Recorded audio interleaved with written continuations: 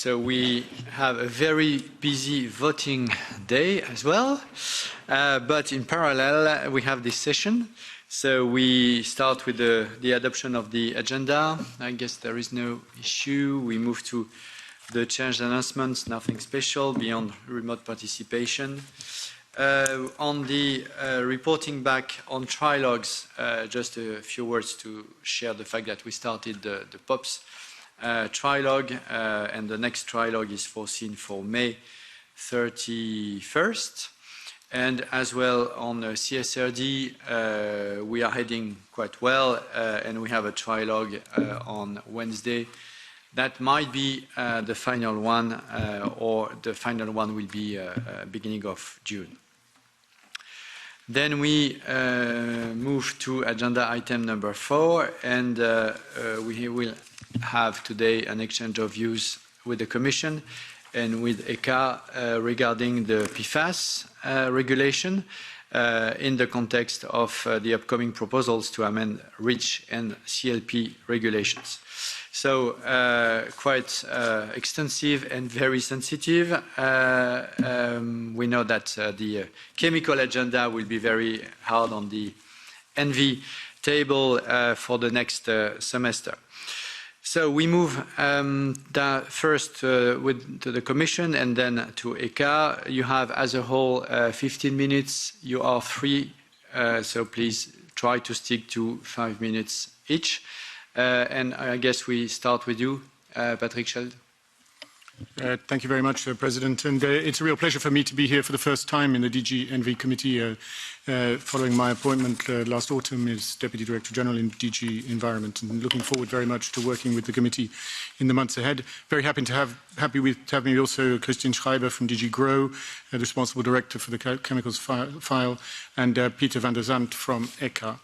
I will try to be brief, but my first message, of course, is that the European Green Deal and the zero pollution ambition for a toxic-free environment is very much at the heart of the chemicals strategy for sustainability, and that we believe that this is even more the case under the current difficult circumstances with the Russian invasion of the Ukraine, as the ambition of the European Green Deal deals precisely with the existential crises that we're facing and need, of course, to be confronted head-on in order to avoid further geopolitical spillover effects and social unrest. Moving to the key theme of the discussion today, which is the implementation of the chemical strategy for sustainability, our objective, of course, is to tackle the most harmful substances, and that is why we are first revising the regulation on classification, labelling and packaging of chemicals, and then a bit later on the REACH regulation, which come alongside ongoing discussions as well on some of the sectoral product legislation, for example on food contact materials, cosmetics and toys, to ensure altogether that the legal framework for chemicals in the European Union ensures that the most harmful substances are phased out in consumer products and for professional uses, unless their use is proven to be essential for society. My colleague Christian Schreiber will speak a little bit more about the recently adopted REACH restriction roadmap and specifically the action that we are taking on PFAS. So I will just, in the remaining time, mention that on the CLP revision, we have made some good progress in recent days in our recent internal discussions on the impact assessment, which means that we are on track for presenting to the College proposals, we hope, after the summer break. The REACH revision is more complicated. We are deeply engaged in the ongoing discussions on it, the impact assessment. We were hoping with these proposals to include, in line with the strategy on sustainability, the extension of the generic risk approach for the most harmful classes of chemicals in both consumer products and some professional uses, as we already had in the existing text for carcinogenic and other similar substances. But we will also then bring into the equation endocrine disruptors and the most toxic substances in the environment. And we believe that with the generic approach, we should be able to provide better protection and also greater clarity for industry, because these harmful substances will be based on the presumption that they will not be allowed unless their use can be demonstrated to be essential for society. The REACH revision is intended to come forward with proposals from the Commission either at the end of 2022 or, depending on the progress that we make in our internal discussions, early in 2023. But we are certainly determined to make progress as quickly as possible. I'd just like to, before finishing, say a word about stakeholder outreach and in particular the high-level round table that we have put together in order to support the work of the Commission in taking forward this ambitious legislative agenda.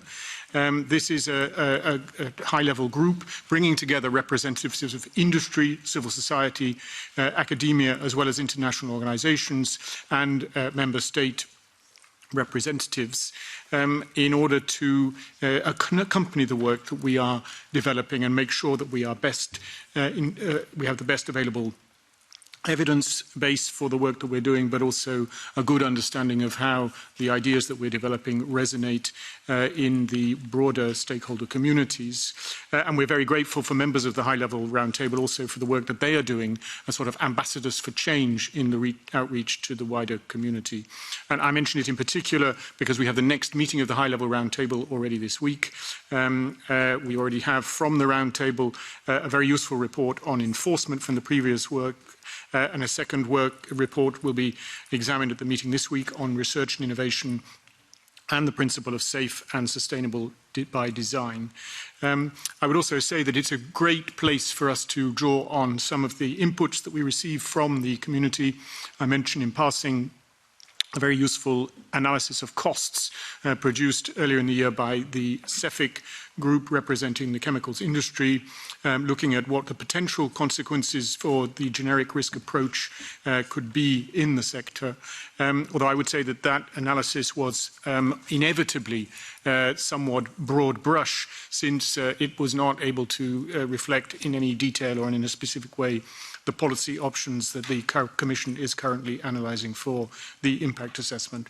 So all in all, Mr. President, I'm very grateful to have this opportunity with the stakeholder engagement in the high-level roundtable and the ambitious agenda that we have. We believe that with the chemical strategy for sustainability, we're making a powerful contribution to the European Green Deal, even in the present difficult geopolitical context. I hand over now to Mrs. Schreiber.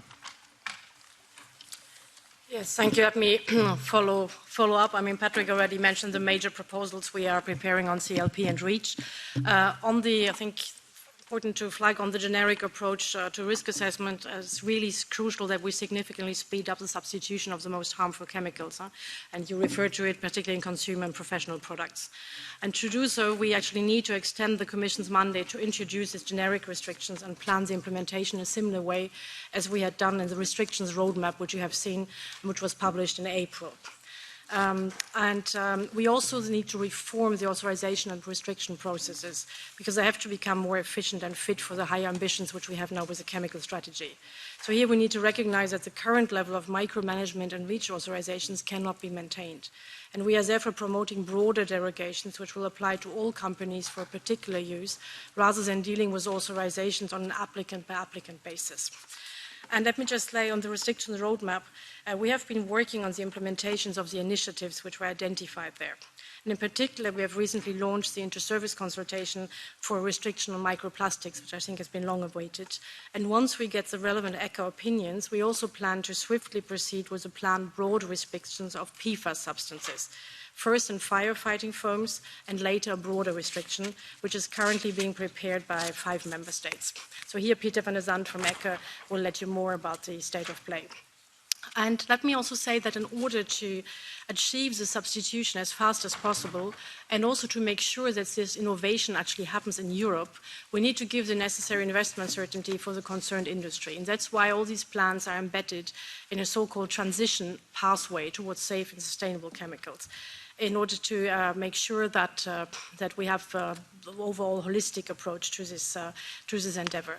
And here again, this pathway is being elaborated in close cooperation with stakeholders and will, among others, also be discussed in the high-level roundtable to which Patrick alluded. And we expect to publish this by the end of the year. And let me finally say one word on the basic regulation for ECHA. Here, this planned legislation follows, is also referred to in the chemical strategy, and will require lots of changes in ECHA's governance and financing structures. So in order to achieve all the objectives, we need a new ECHA basic regulation, which will be scheduled as well for next year. And this regulation aims to actually simplify and clarify the legal framework in which ECHA operates, and also better defines the task and expected outcomes, and should also optimize and rationalize the functioning of the different ECHA bodies. And the initiative aims to put in place, I would say, a sustainable financing model to ensure flexibility and also an optimal use of the combined resources of ECHA deriving from the various chapters of the Commission budget. So ECHA's income, as you know, comes from fees and charges combined with an EU balancing contribution, and it should then hopefully become more stable, sufficient for the operations of the agency, and also, to the extent possible, more predictable. So let me stress once again that through all these different endeavors, we are strongly committed to the objectives of the chemical strategy for sustainability. And I'm personally also very much looking forward to working here with the ENVI Committee and the European Parliament. And I think it's a good moment now. I see we're perfectly on time to pass the floor to my colleague, Pieter-Jan Ecker, who can go more into depth, in particular on the PFAS restriction, which I think is very much of interest to you. Thank you. Mr. Chair, honourable members, I'm happy to be here representing ECHA today as long as the selection process for our new executive director is ongoing. I would like to shortly summarize our contribution to implementing the chemical strategy for sustainability and also to inform you about the ongoing work on the restriction of PFAS. No doubt, the chemical strategy is a key element of the Green Deal to phase out harmful chemicals, to protect human health and the environment, and also to innovate towards a green chemistry. The Commission has formally requested ECHA to support on different work streams, including the impact assessment for REACH review, the same for the impact assessment for the classification and labeling and packaging regulation review, to support also on the one substance, one assessment concept, and finally to provide support on establishing the self-standing basic regulation for ECHA. Last year, ECHA has provided its report on the functioning of REACH and CLP, and it is from the experience and learnings that we have found from the operation of these legislative instruments that we are advising now the Commission on how the further implementation can be improved in the future for the revision of these frameworks. In the framework of the chemical strategy, the one substance, one assessment is of course also a concept that provides opportunities to provide more synergy towards the operation and implementation of chemicals regulation. And the main focus in this area is on improving the coherence of scientific advice that we provide to the institutions on chemicals management. And this can come from different actions. Better coordination between EU authorities, also a reattribution of the scientific work that the Commission is looking into towards the agencies, and finally facilitating also the work of the agencies in the implementation towards more harmonization. It is clear that ECHA's work can be more efficient, could be more consistent, and could provide more impact if there is a further alignment of the legislative frameworks. So we are working on our side very much to look at the different instruments and databases, how we can provide a technical support for that, but also we need more alignment on the legislation side to be really ready to respond to this political ambition. One of the deliverables of the chemical strategy is the restrictions roadmap, as was already mentioned, and ECHA has provided input to delivering that restrictions roadmap, none the least from our work on the grouping of chemicals, because looking at chemicals in groups is really a way to make sure that we can speed up risk management, but that we can also avoid regrettable substitution of chemicals. And this brings me actually to the PFAS topic, because PFAS is indeed one of the groups of chemicals, big groups of chemicals, where this group approach is being used. And the CSS has indicated that there is a need to phase out the use of PFAS in the EU unless the use is considered essential. The problem with the PFAS substances is that they are very persistent in the environment. And as long as releases to the environment continue, people, but also nature, animals in the environment will be exposed to increasing amounts of PFAS. PFAS frequently contaminate the groundwater, the surface water and soils, and are also found in our drinking water. And therefore, we can also find them by biomonitoring in wildlife and in humans. Cleaning up PFAS contamination is very, very difficult and also very costly. Exposure to certain PFASs have been also related to health problems. For example, certain PFAS are toxic for human reproduction and can harm development of fetuses. Several PFAS have been found to cause cancer, and some PFAS are also suspected of interfering with the hormonal system. They are endocrine disruptors. That's why the European Commission and the Member States have decided to take action against all PFAS chemicals. And by restricting the whole class, of course, we can avoid this regrettable substitution. ECHA has published in February our restriction proposal for PFAS in firefighting foams, and this proposal is now in consultation phase. This restriction will not compromise fire safety. There are alternatives available. Until the 23rd of September, I invite all interested parties to participate and provide us input on the restriction proposal, on the risks and on the socio-economic aspects. And we expect that the committees, the scientific committees of ECHA, will provide their opinions in the beginning of next year, 2023. Also, we are expecting by January 2023 a proposal on the broader application of PFAS and the broader restriction of PFAS from different countries that have been preparing what we call the universal PFAS restriction. We believe that this will respond to the request from the Commission to indeed phase out PFAS and avoid regrettable substitution. Thank you very much. Thank you. Thank you to the three of you. We will start now the first round with the members. We start obviously with the EPP and Peter Liese, who is supposed to be connected.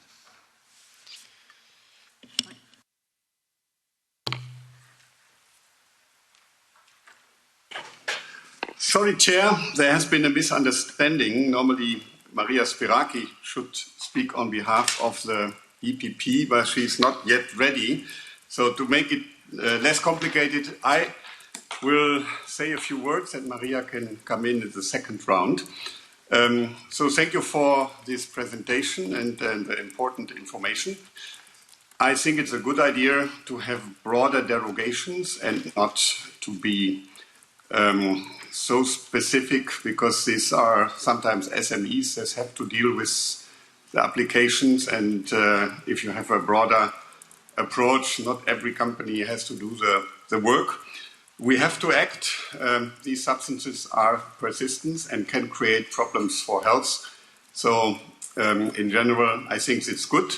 I have a question on the frame essential for society. You know, we are having a very big priority now on our Fit for 55 package. And I would ask mainly the Commission if they take into account their assessment that sometimes chemical substances are needed to do the transition, and if this would be covered by use that is essential for the society. Thank you. Thank you, Peter. We move to Maria Arena for S&D. Merci beaucoup. Thank you very much indeed. Thank you for those presentations. Listening to all different experts, something came to mind. If we were to use polluter pays, then cost wouldn't just be seen by industry as a cost to restriction, but a cost to production. In the presentation we heard an argument saying, okay, industry looks at the cost of restriction, what it would have to pay if there were more restrictive laws. I think we have to get companies involved more in paying for repairs when it comes to health, pollution.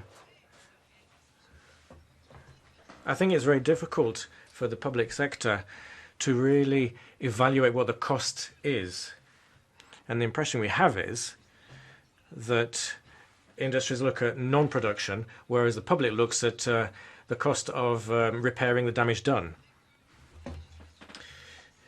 REACH and CLP, it's true, they have contributed to better protect our health and the environment from biochemical hazards, and we've seen various improvements. There are still improvements to be made, and the Commission has committed itself to deal with some of the problems in the chemical strategy.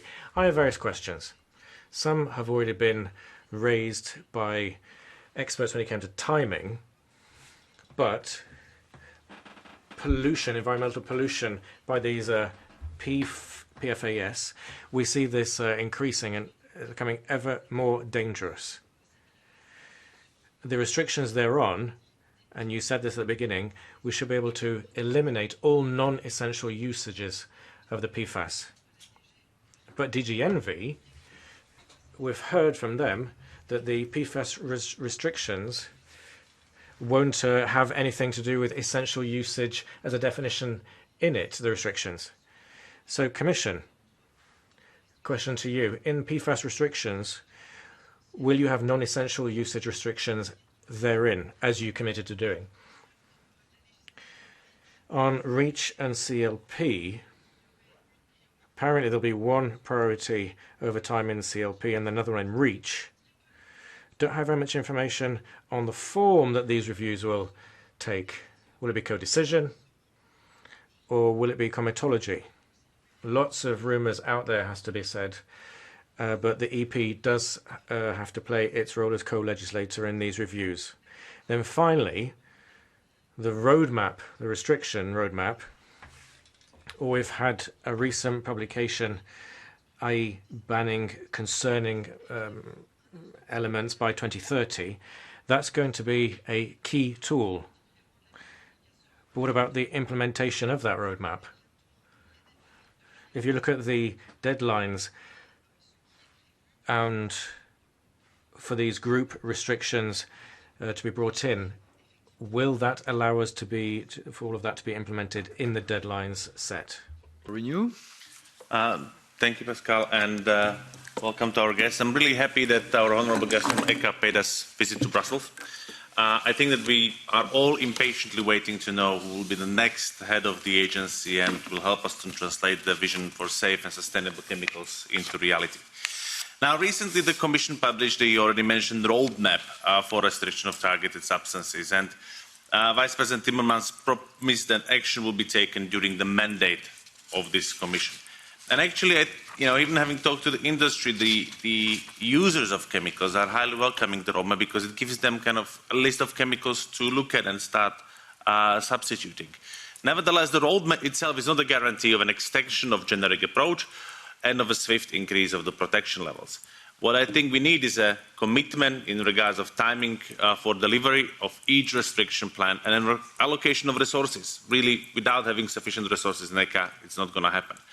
So when it comes to the PFAS, the dossier from ex-member states is expected to be submitted in January 23. Now I'm wondering if there is a possibility within ECHA to speed up the process in the committees, because indeed, as you said, Peter, this is something where every day we're getting more and more contaminated, and these chemicals are just building up in the food chain. So the faster we act, the more protection we have and less cancer. Second, what would you improve in terms of the restriction and authorization procedures? And to the Commission, well, we have to act on hazardous chemicals. This is obviously very clear. And I think now with this situation, yes, we need to keep on looking on the energy transition aspect, on the security aspect, but we have to keep an eye also on the safety aspect and on the circular economy.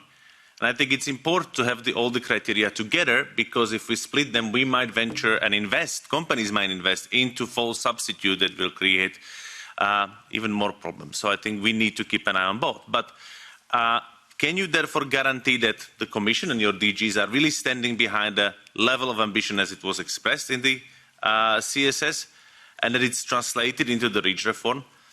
But also specifically on the essential use, because there are some rumors that there might be also introduction of safe use next together with the essential use. Now, is it true? Can you comment in any way of that? And what's the point of introducing the essential use when you have safe use, which could be a massive loophole? Thank you very much.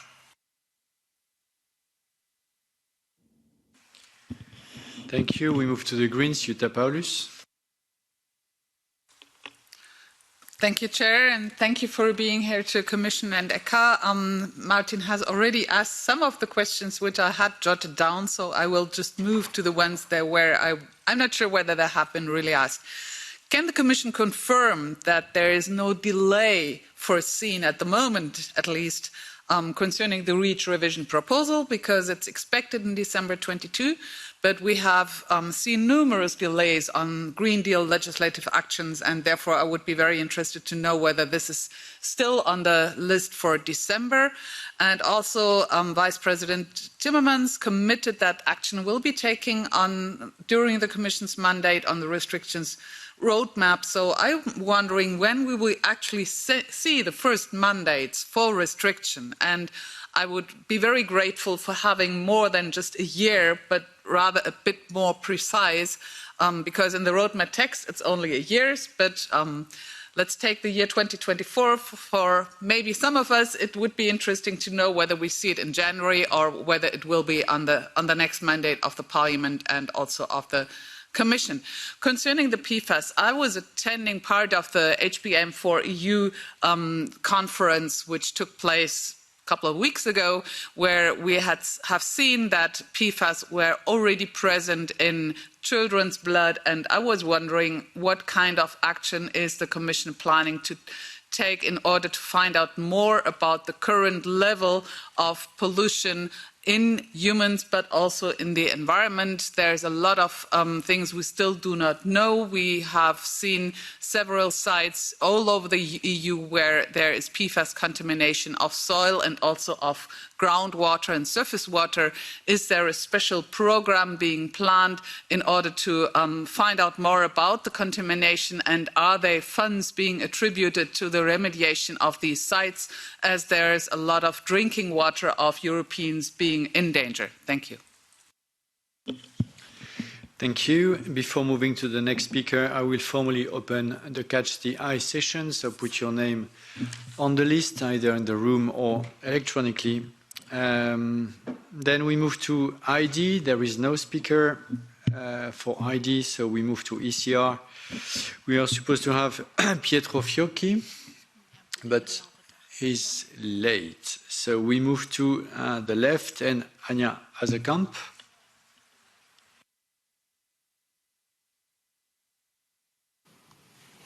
Ja, dankjewel, Pascal. Thank you, Pascal. I'd like to thank ECHA for this proposal for a PFAS ban and to deal with these hazardous materials. But it's a concern that the Commission is leaving this back door open for essential use. We need to make sure that these hazardous substances cannot get into our bodies and into the environment. They have to be banned. And we have to do that as quickly as possible. I don't understand how these very hazardous materials are still being used in all different types of products, even food packaging. That has to come to an end, not just in Europe, but worldwide. In the chemical strategy, it says that the Commission is going to make sure that they cannot be used in the EU, these elements. But since it's just we've just been talking in circles since. What about hazardous pesticides and other chemical substances? What is the deadline? What is the timetable going to be? When are we going to have this PFAS ban? And also when it comes to the production of these and export of them, not just imports. CLP REACH reviews. There, the EP has to have its full say. these essential changes, which are of extreme importance for the Green Deal, this cannot be left to people deciding behind closed doors. Can you promise us, Commission, that this will go through the ordinary legislative procedure? Finally, Commission and ECHA, I know that you know what's happening with 3M in Flanders. Responsibility for dealing with the PFAS issue in and around Antwerp. They're just denying the fact that there is a health emergency. Commission, ECHA, what can you do just to deal with all these lies? Thank you. Thank you. So as there is only one speaker for the Catch the Eye, we are going to merge the two sessions. We start with Sarah Mathieu for the Greens. Dank u, voorzitter. Thank you, Chair. Obviously, all PFAS are hazardous for our health. And what we've seen in Antwerp, that's one of the biggest health emergencies we've seen this century. We were talking about a complete ban in Europe. But will that be enough to deal with future scandals? I don't think so. We need to have the burden of proof changed. Companies will have to show that what they're producing is safe before they can place them on the market. And we'd also like a circularity test. Because sometimes material is reused. PFAS can get into the environment that way. They stay there, and they would fail the test. So, ECHA, can you support this test approach? Thank you.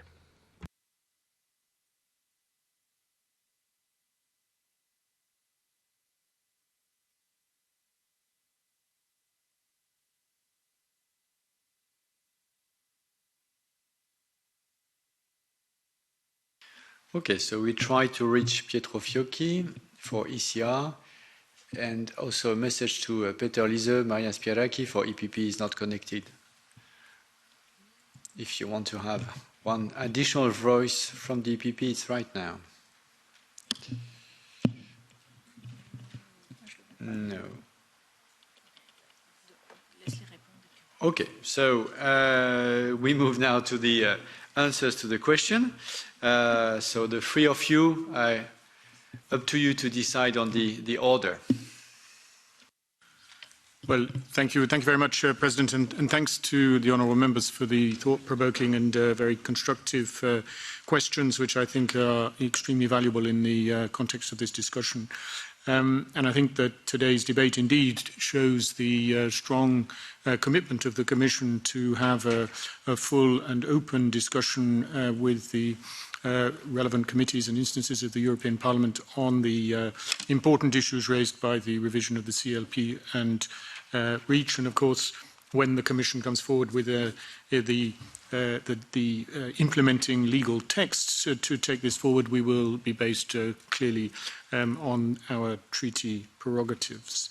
On the issues of substance that have been raised, Mr. Liese, on the question of how we see the concept of essential use, and this is very much at the heart of what we're seeking to achieve in the revision of REACH in particular, combined with the generic approach being extended to a much larger range of hazardous substances than is the case today. And the criteria that we are considering in relation to essential use are things which are either critical for society or necessary for health and safety, and for which there is no alternative, no viable substitute.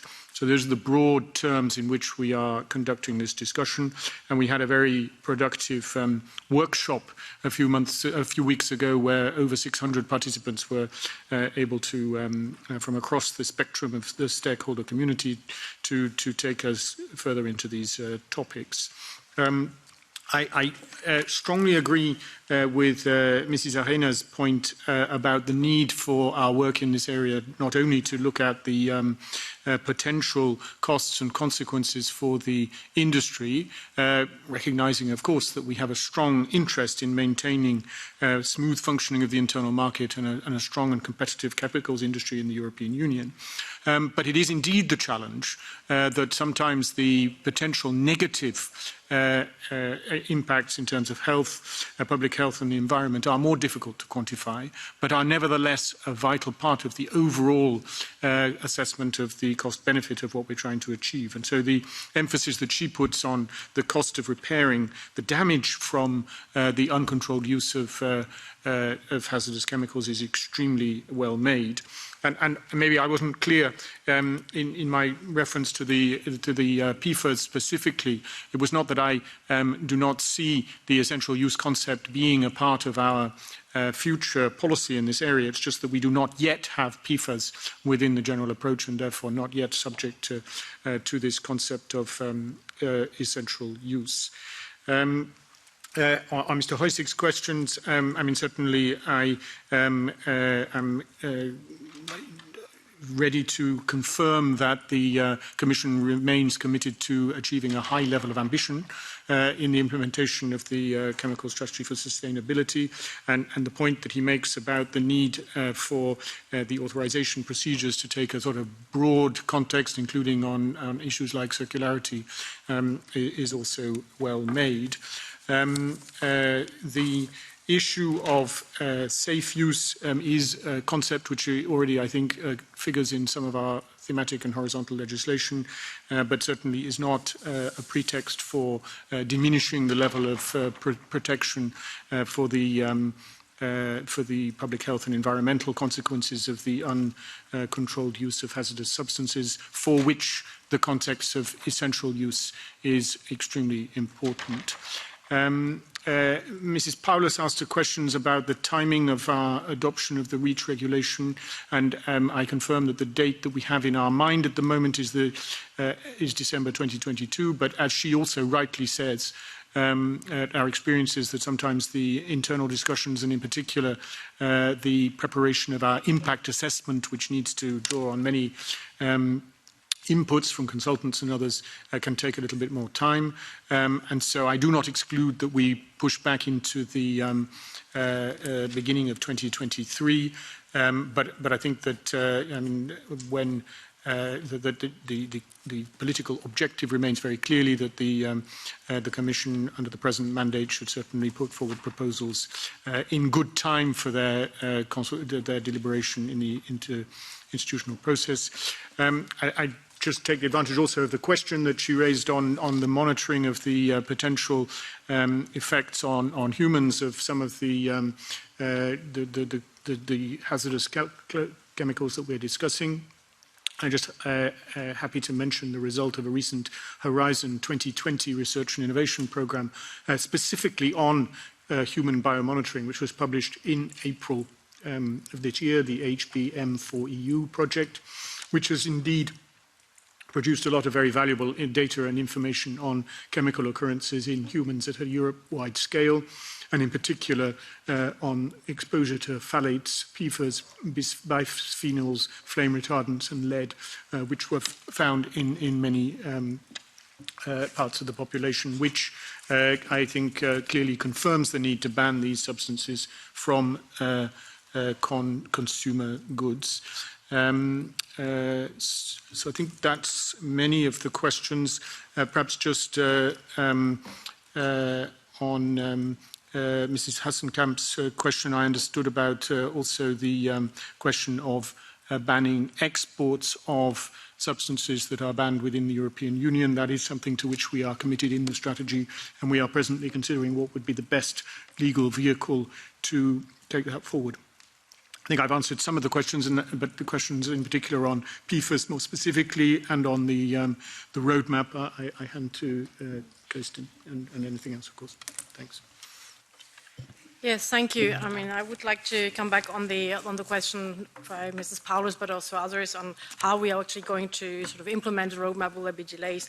I think it's fair to say to can reassure you that, I mean, it's an ongoing process. We are actually sending on a constant basis mandates to ECHA. I mean, most recently we have one on integration version of PVC.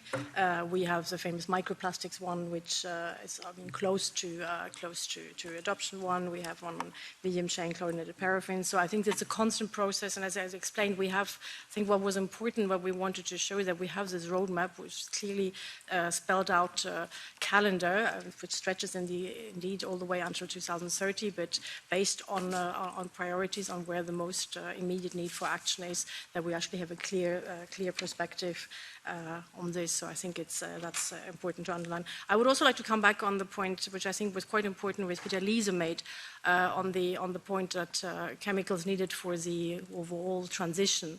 I think this is, of course, part of the overall consideration when you also look at substitution, at the wider picture of the green and digital green transition from a broader perspective. And that's why we're also developing the transition pathway, to make sure that you have this broad perspective with all the different requirements, because of course they are, and rightly so, I mean, there are many challenges to which industry needs to adapt, and where industry needs to profoundly transform. And I think this is a relevant aspect which was mentioned. And on just maybe on, I mean, on, I think PFAS also, we will certainly on the more substantial work, I think we can hear from ECHA, but just to avoid some, say, maybe unnecessary debate on the essential use concept and PFAS. I mean, at the moment, you know, I mean, this will be a restriction under the current process, and there it's actually up to member states to come forward at the moment to say whether they want to include the concept of essential use or not. I think it's quite clear that if we're talking about PFAS in firefighting foams in particular, uses where you don't have any substitution, I think we will probably all come to the conclusion that if you can't extinguish an electric battery, you would probably introduce this concept here. But this is basically, I mean, something which will then be also the suggestion when, I mean, since member states have started this process, how they will want to take this forward. I think we all agree that, I mean, as I said before, and they're very persistent, very dangerous, and that we need to make sure that they are eliminated in all possible applications. But maybe I'll pass the floor then to, if you still have time, just for a word to Peter Sand from ECHA on the actual process of the work on PFAS and ECHA. Yeah, thank you very much. And also to respond to the question of how quickly can we provide the opinion to the Commission, of course, on this very important file. And we recognize, of course, that this is important to make sure that the advice is at the Commission and also for the scrutiny of the Parliament in a way that is not only speedily, but that is also very well developed. In the sense, just to say how the process works, the proposal for firefighting foams restriction has been published in February. We have then opened the public consultation, which will take us 6 months. In order to speed up the work, the committees are already preparing for their work on the opinion making. But of course, after the 6 months consultation, we have to take into account the comments, we have to look at them. And since this is such a big group of chemicals that we are looking at, we need to do that, of course, in a very good way to make sure that the advice that we give to the Commission is also very solid in order to take this forward. So I think the speeding up is not so much from how quickly can we provide the opinion, but it is much more of the big group of chemicals that we are looking at, because we have been working on PFAS substances over the past decades. Several of them have been restricted, but it is now that we are really catching up with this very wide restriction and really speeding up the risk management. In terms of the scientific advice, essential use criteria we do not have. So how do we look at the different applications? We look indeed at whether alternatives are available, but also how quickly can these alternatives be put in place. And actually, we have found that there are alternatives in many sectors. In some sectors, like in the petrochemical industry, where you have flammable liquids and sometimes mixtures of flammable liquids, and where you have installations under the Seveso directive, that's where it is more complicated and where maybe some more time will be needed to find the right alternatives. But that is all looked at on a scientific basis in order to provide the best possible advice of how the phase-out can happen. Some of them can happen directly, and others will take a little bit more time. Finally, there was a question on what ECHA considers could improve on restrictions authorizations. Well, I think some elements have been already mentioned by the colleagues from the Commission. When we look at authorization, we have been dealing with specific exemptions, very detailed exemptions, one by one. That is taking time and resources, and perhaps that could be looked at in a broader sense, as was already mentioned. We also think that there is possibilities to better provide synergies between the restriction and authorization processes, so to align them better. So these are some of the ideas that we have in this framework. And of course, as we said, we are supporting the Commission to bring this forward. Thank you.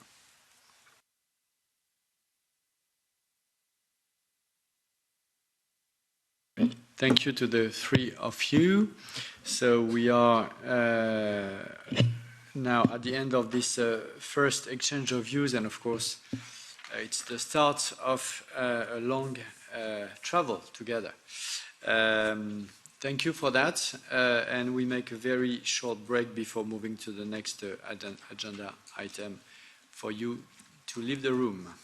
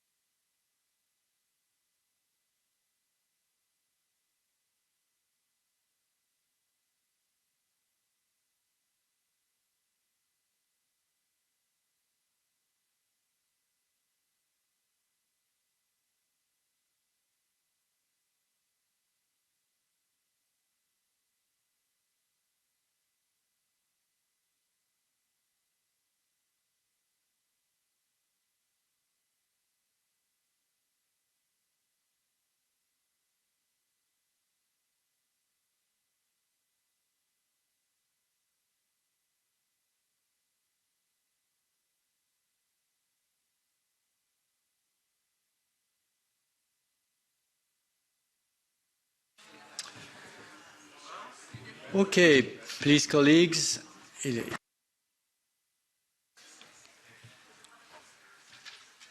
So I suggest we start again our meeting. Martin.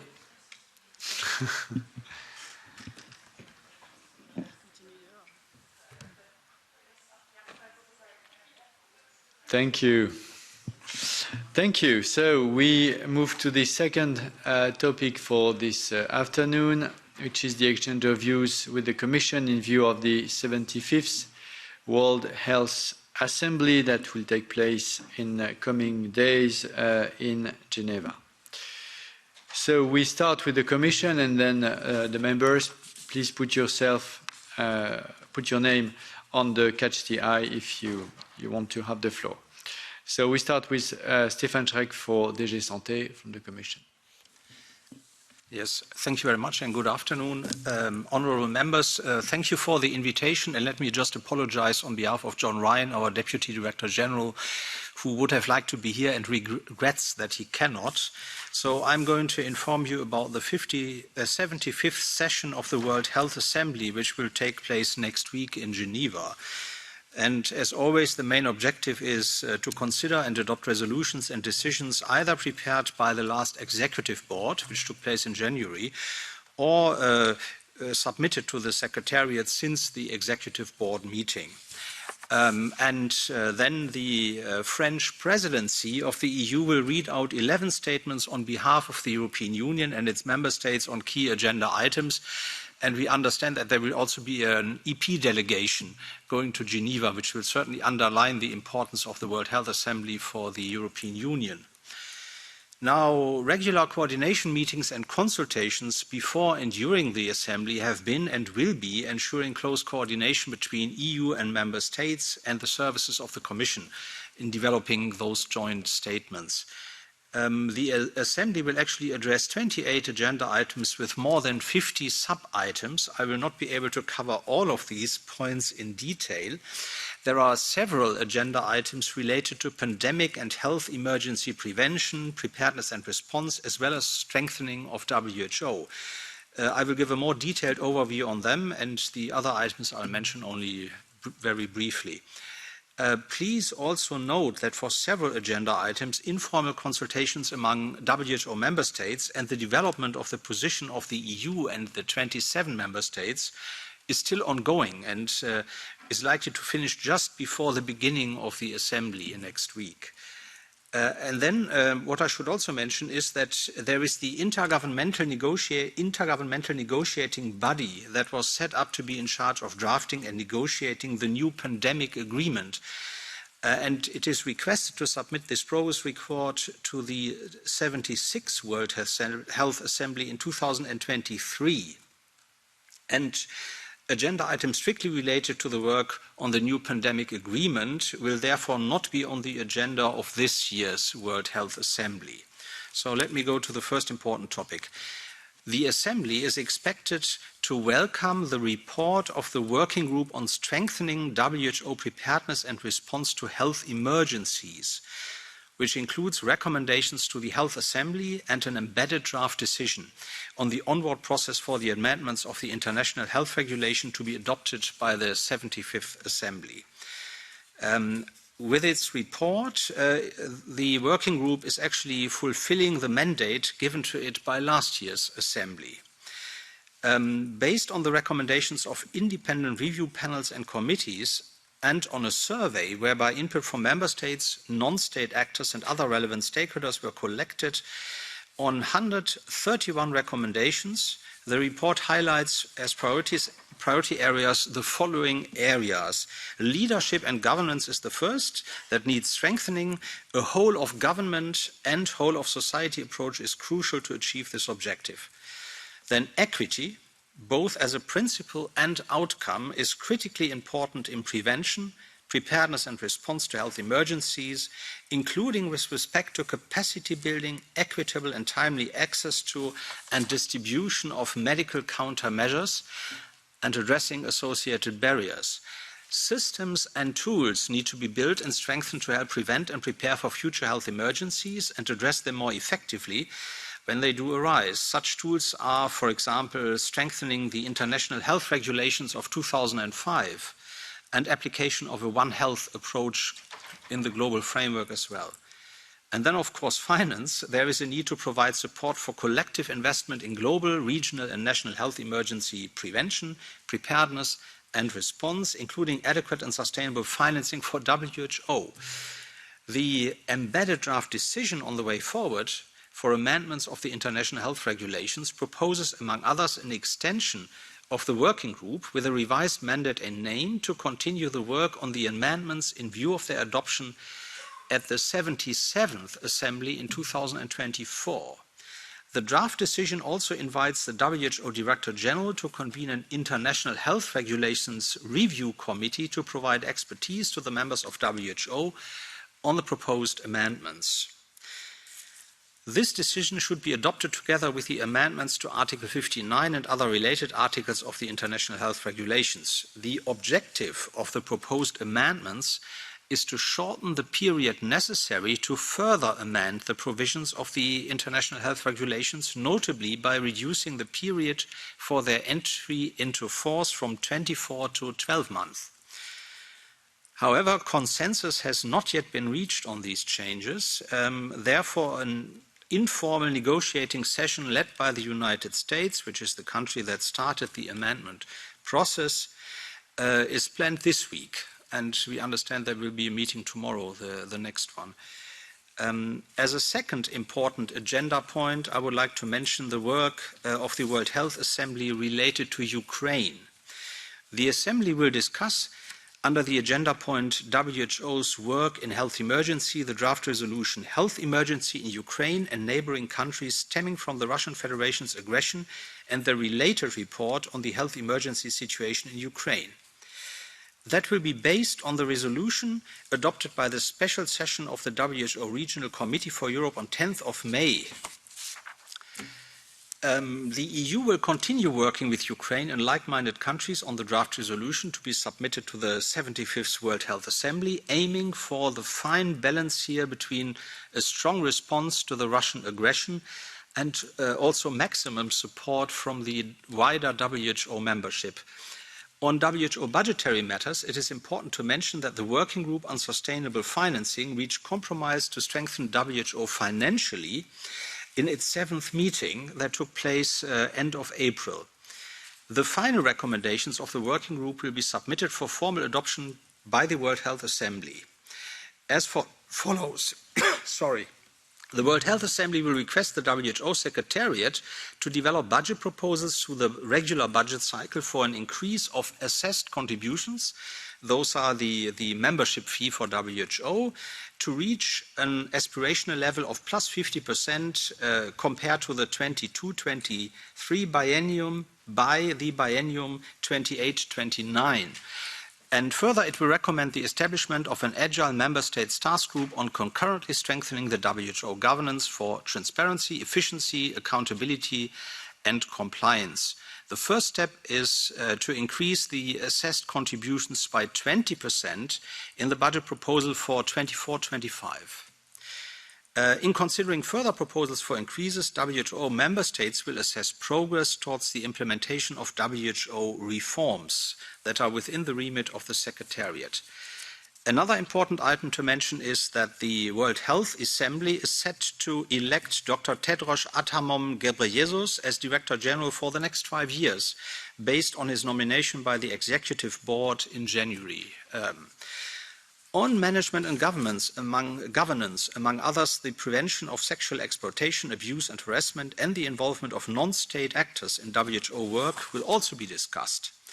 Other items on the agenda are clinical trials, health promotion and well-being, non-communicable diseases and their risk factors, diabetes, mental health, oral health, epilepsy and neurological diseases, alcohol, obesity, maternal, infant and young child nutrition, and communicable diseases, immunization, HIV, viral hepatitis, tuberculosis, sexually transmitted diseases, meningitis, polio, tropical diseases, infection prevention and control, and influenza. On clinical trials, the EU and its 27 member states in their joint statements will welcome the call for high standards for clinical trials, as this is particularly important in times of increasing mistrust of people on safety and efficacy, in particular of vaccines. However, as you know, we have now the new legislation on clinical trials, and the EU and the member states would like to avoid overlaps. So therefore, there is actually a reserve on the whole text until the full text is available. And then finally, on the standardization of medical devices nomenclature, the EU and its 27 member states will support in their joint statements the WHO putting forward a plan on the development of a WHO global nomenclature of medical devices in consultation with member states. Yes, that was my summary of the World Health Assembly. Thank you very much. Thank you. Thank you very much. Very clear. So we move to the EPP to start with. Peter Liese. Thank you, Chair, and thank you, Mr. Schreck. Yeah, now also the camera works. Great. Thank you. 2 points from my side. First of all, you mentioned to the Ukraine, and I think it's very important that the Commission works with like-minded countries on the medical situation in Ukraine. And it's very important, and I like Mr. Schreck to comment on this. Russia is creating, again, fake news that there are sanctions by the European Union on medicine, and this is not the case. The war is creating the problems, the Russian aggression, and I think the Commission needs to make this clear. The second point, more broadly, you just once mentioned the word reforms. And I think that should be elaborated a bit more. You know, if the WHO wouldn't exist, we definitely needed to invent it. It's highly needed, but improvements are necessary. It's not a coincidence that the Commission proposed a European health emergency, because in the COVID pandemic, WHO was too late, and there was too much reaction on pressure from China. So I think reforms are necessary, and I would be interested, what are the Commission's idea here? Thank you. Thank you. We move to Sarah Cerdas for S&D. Thank you, Chair. I hope you can hear me all right. This year of WHA is going to be of the utmost importance, as it's important to highlight and the need to properly communicate and adjust the aims of WHO concerning global threats. I would like to know a bit more on the working draft of the International Treaty on Pandemic Prevention and Preparedness. Also, concerning the International Instrument on Pandemics and International Health Regulations, I heard many of the main focus that it's going to be discussed during the Assembly. I would like to understand what is foreseen in regards to antimicrobial resistance, which is one of the biggest priorities we have and one of the biggest global health threats that we have at the moment, unfortunately. And also on non-communicable diseases. Of course, and as many of you might know, the fight against NCDs was inevitably left behind, and this has been very well demonstrated by for instance, the latest obesity report from WHO, where we have that overweight and obesity affects almost 60% of adults in the WHO European region, which means 1 in every 3 children also live with overweight or obesity. So in this regard, I would like to understand what will be the work that this Assembly and specifically the EU delegation aims to do in regards to collaborative research and innovation for prevention of these risk factors for NCDs. And one last question, what is the EU stance on the Taiwan observer status requested to attend this World Health Assembly, as it is important to have a member state that has is very well developed in health and represents 22 million citizens. Thank you. Thank you. For Renew, Véronique Trier-Lenoir. Oui, merci beaucoup, Monsieur le Président. Thank you very much indeed, Chair. I'll be speaking French.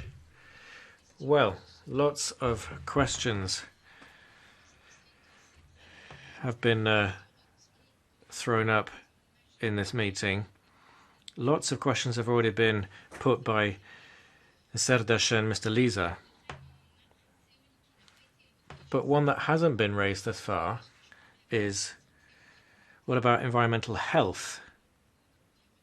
We talk about the environment, obviously, in this committee,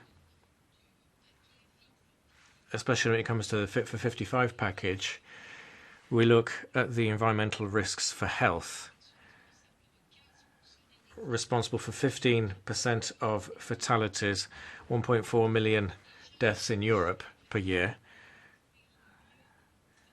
But how can we better formalize this issue of environmental health? At the committee level, in what we do, maybe a specific European strategy would help. I don't have a definitive answer. Maybe a specific body that would be in charge of this. But we can't just carry on talking, every meeting. And yet, we never do anything specific to make this a visible priority. Thank you very much indeed for letting me take the floor. Obviously, I agree with a lot of what's been said, and we'll be going to the WHO with Sarah very soon. We move to the Greens, TMS. Does it work? Yes, it does work. Merci beaucoup. Thank you very much. Dear colleagues, dear representative of the Commission, thank you for being with us. And as you said, you are entering the negotiation of an international pandemic treaty. And I agree that no single government or institution can address the threat of future pandemics alone.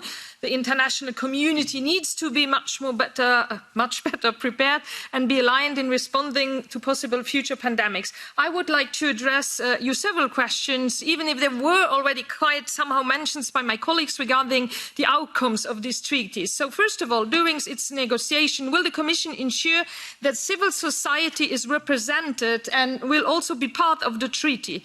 And then will you make sure that transparency and accountability will be guiding principles of the treaty and include solidarity and equity mechanism so that we can ensure equitable access to medical countermeasures?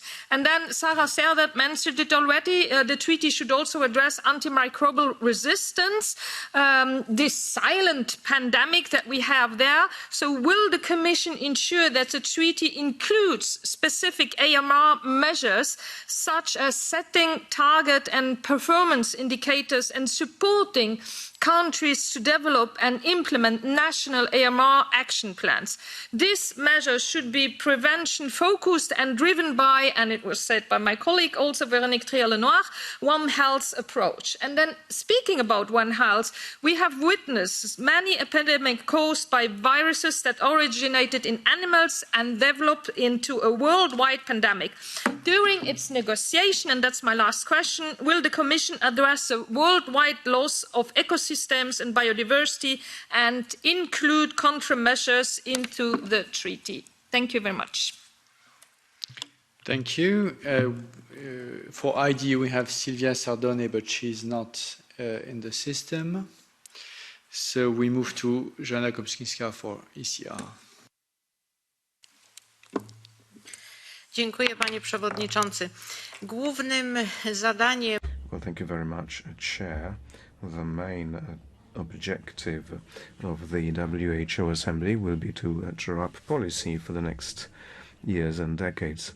The pandemic has revised our general concepts of public health, and there is some discord now still as regards coordination and organization of work within the WHO.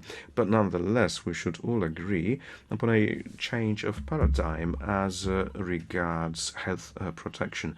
Health protection should be more inclusive, so that no one is excluded from healthcare by our laying down of ambitious objectives. So this paradigm change is and should be a clear result also of the Russia-Ukraine war. On the 10th of May this year, a special session of the European Regional Committee of the WHO was held, where a resolution was adopted condemning the Russian attack. This resolution was passed on to the Director General in order to be debated during the 75th General Assembly of WHO. And I'm pleased to know the decision has been taken to debate Ukraine. But I would like to know now specifically which items on the agenda of the Committee A and B session will be devoted to Ukraine. We need to reiterate our resistance to and condemnation of the Russian aggression, which has had tragic consequences to the lives of the Ukrainians, but also to those member states which directly border Ukraine. So, how will the Commission initiate such a debate? What additional actions do you want to take, Commission, so that the plenary session and Committee A and B sessions take a clear decision on assistance to public health? Thank you. Thank you.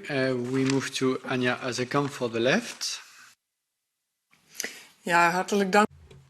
Thank you, Chair. Thanks, Commission. You can't think about human health without thinking about animal and environmental health. We were always going to have to deal with some sort of zoonosis. It was going to happen at some point. So this is not going to be the last pandemic.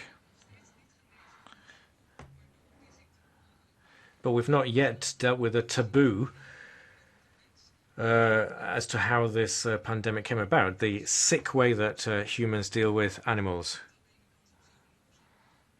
So we're going to see more zoonoses, but also an attack on food security.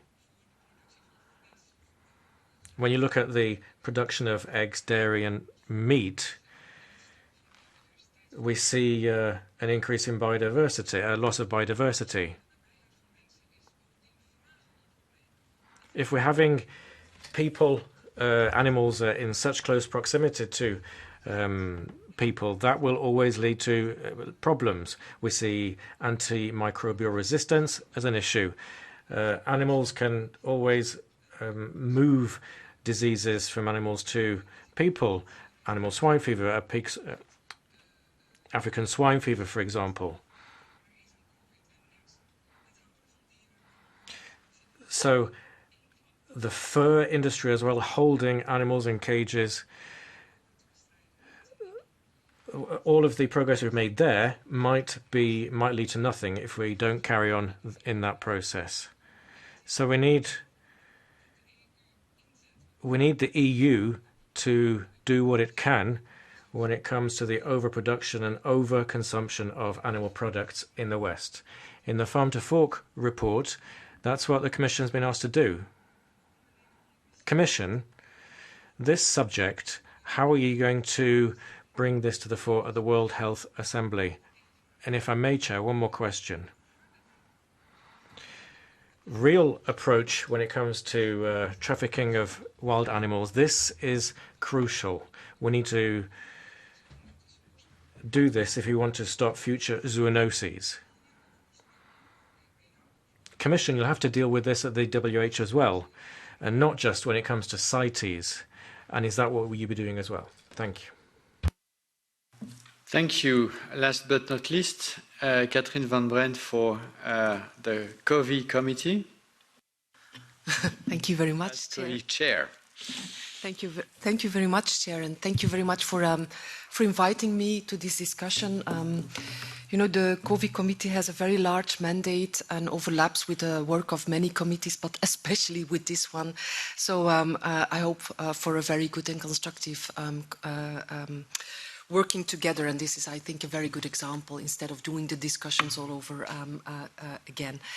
And of course, I also want to go into the pandemic treaty that is of key importance. I think the Commission and the European Union as a whole should be the front runner in this discussion. Has been said by Peter Liese, the work of the World Health Organization in the pandemic has been important, but a lot of shortcomings were there, and we saw that a worldwide health system was far from resilient enough to cope with this pandemic. So I would like to ask the Commission whether they can elaborate a little bit more on the mandate that they have to negotiate this pandemic treaty. And what the methodology is that the Commission itself sets as a standard, how it will work. And how do you see the involvement of the Parliament in this process? Because I think it's extremely important that the impact also of the analysis of what will happen in the different committees the next coming months on the analysis will be taken on board.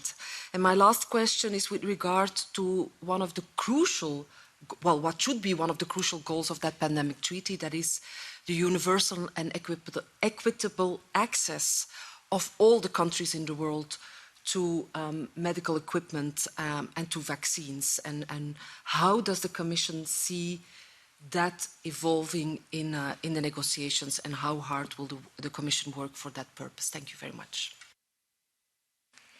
Thank you very much, and of course we will work in very close cooperation, obviously. So before moving to your answers, I will join the session with the catch the eye because I have only 2 names on my list.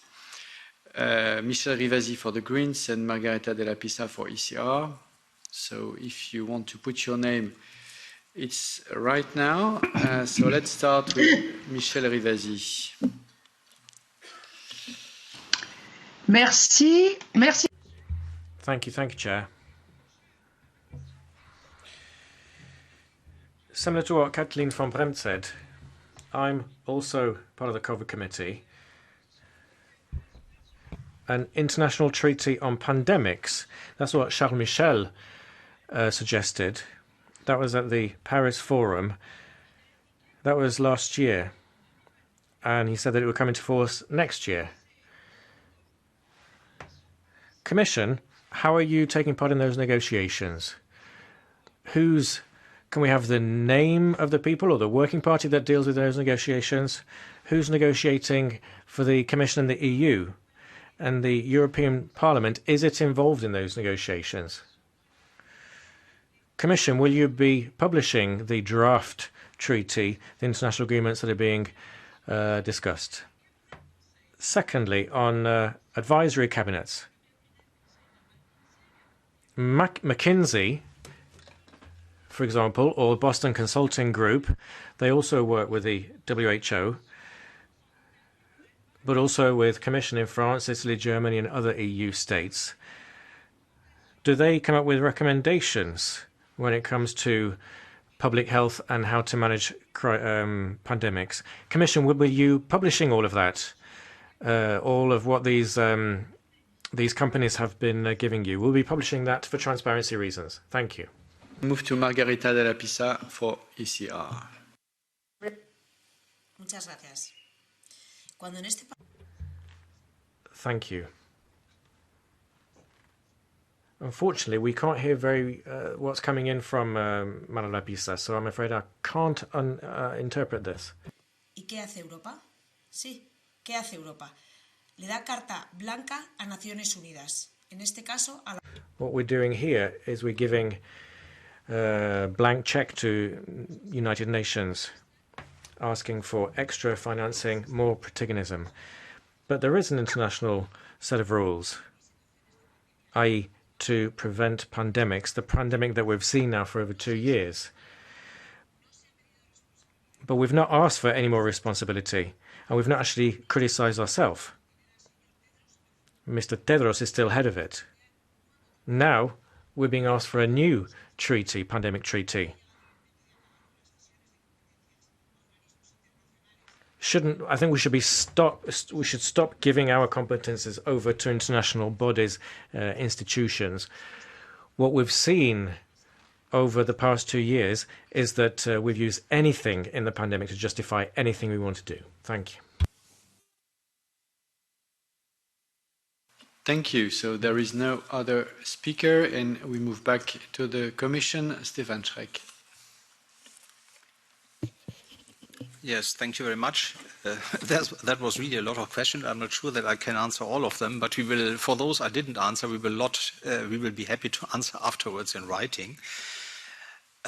Yes, maybe I should start with saying, because many of you have been asking how the negotiations are ongoing or how specific policy issues, how the Commission intends to make sure they are taken into account in the negotiation in the WHO.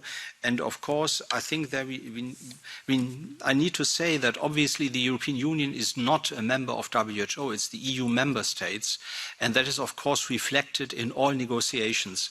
The Commission actually is coordinating with member states in the working group in Geneva.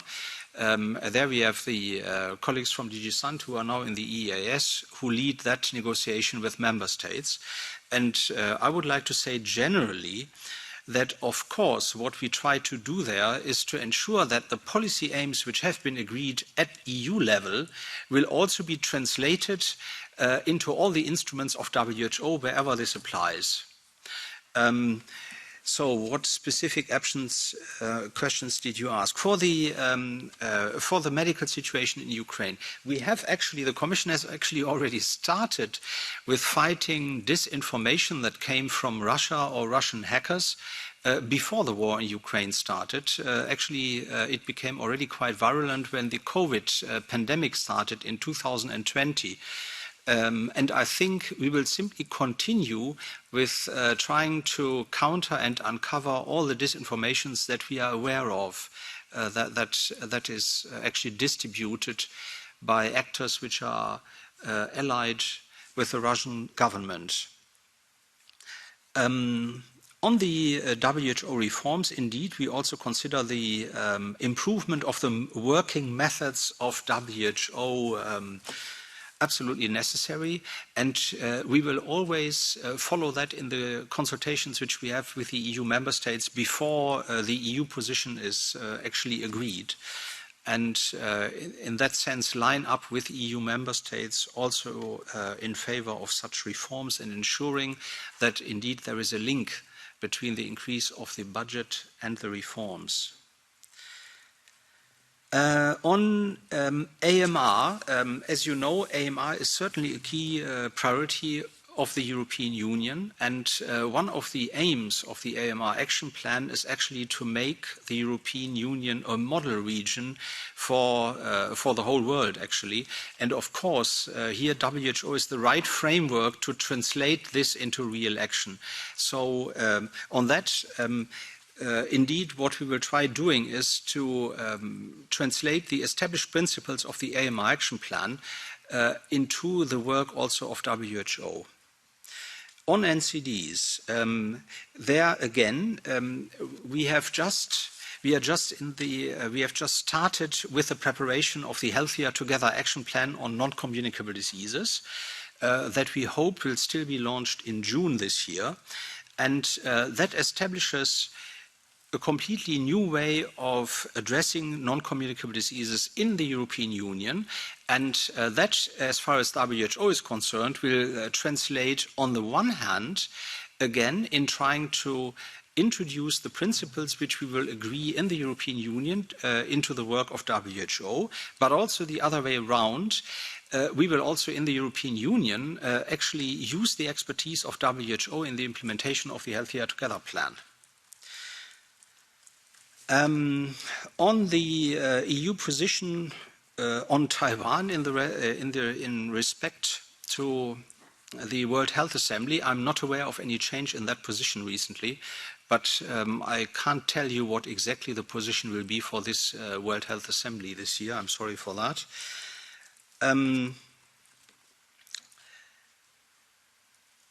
What else do we have?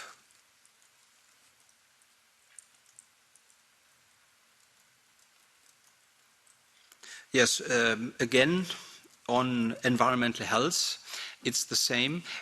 this is something which we are always discussing with WHO, that is regularly on the agenda of the SOM meetings. And of course, here we also hope to benefit from the expertise of the World Health Organization. And for the pandemic treaty specifically, how do we ensure that there is transparency, that civil society can participate, that equity is a guiding principle for that pandemic treaty, and of course that the principles of One Health, in particular in the AMR, are respected in the pandemic treaty. Yes, these are all aims of the European Union in the area of health, and insofar as we have a role in the negotiation of this treaty, we will of course try to do our best to ensure that it's well respected in the treaty. But again, this is something which is negotiated among all the WHO member states, and our EU member states are coordinating with the Commission. That is how it actually works.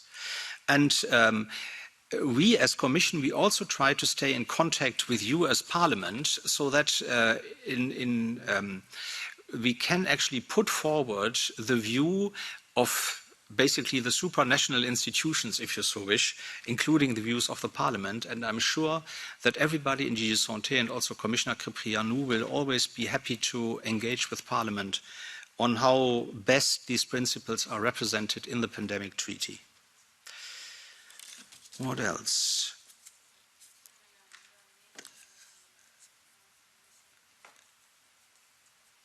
Yes, on the question of how the question of Ukraine will specifically be treated in the agenda of the World Health Assembly, on that I don't have any information. We could come back later to you on this question. So we know that the Director General has been asked, the Director General of WHO has been asked to actually treat it appropriately in the resolution which was adopted by WHO Euro on the 10th of May. And we assume, of course, that it will be treated appropriately.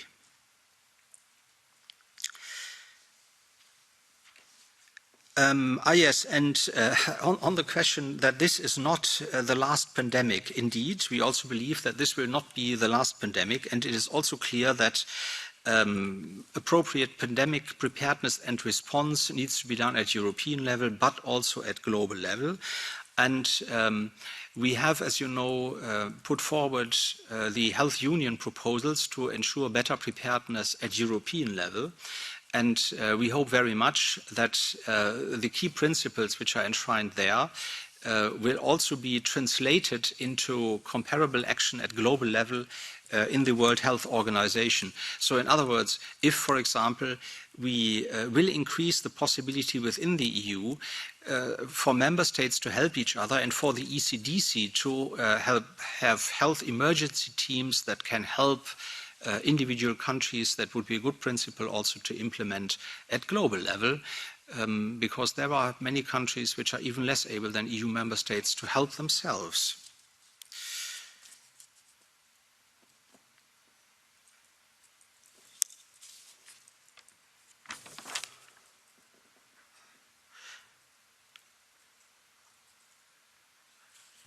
Yes, and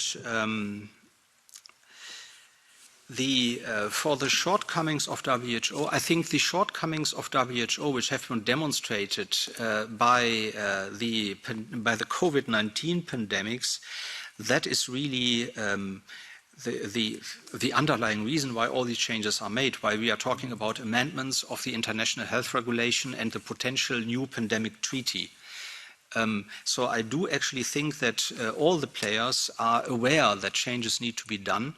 And I think the European Union and the Commission within the coordination group, there will be a constructive force to ensure that the key elements of improvement are also translated into the work, into the daily work of WHO there.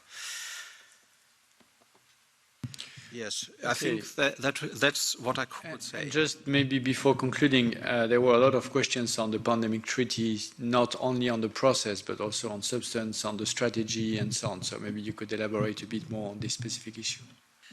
Yes, for the pandemic treaty, we are not that far. We are basically mainly on process at the moment. But I do think that even while we can't say a lot at the moment about what kind of content this pandemic treaty is going to have, that the contribution of the Commission will be inspired by the principles which are also enshrined in the health union proposals. So there needs to be, for example, a strengthening of the exchange of communication that needs to be in real time. There needs to be a possibility of helping member states with specific intervention. There needs to be appropriate preparedness and response before the pandemic actually starts. But I think at this moment we cannot say a lot about what specific form this is going to take. Okay, thank you. So we are going to close this session. Thank you, Mr. Schreck, for being with us. Before closing the session, I opened the vote precisely. But very important that as we are a bit ahead of the schedule, we still keep the voting time as foreseen. So I formally open the voting time, but it will start for you and your team as foreseen at 3:45 up to 5:45, and I guess you know by heart which text we vote today, and that we have a lot of work regarding this part of the climate package ahead of us this afternoon. So good voting session, and see you very soon tomorrow.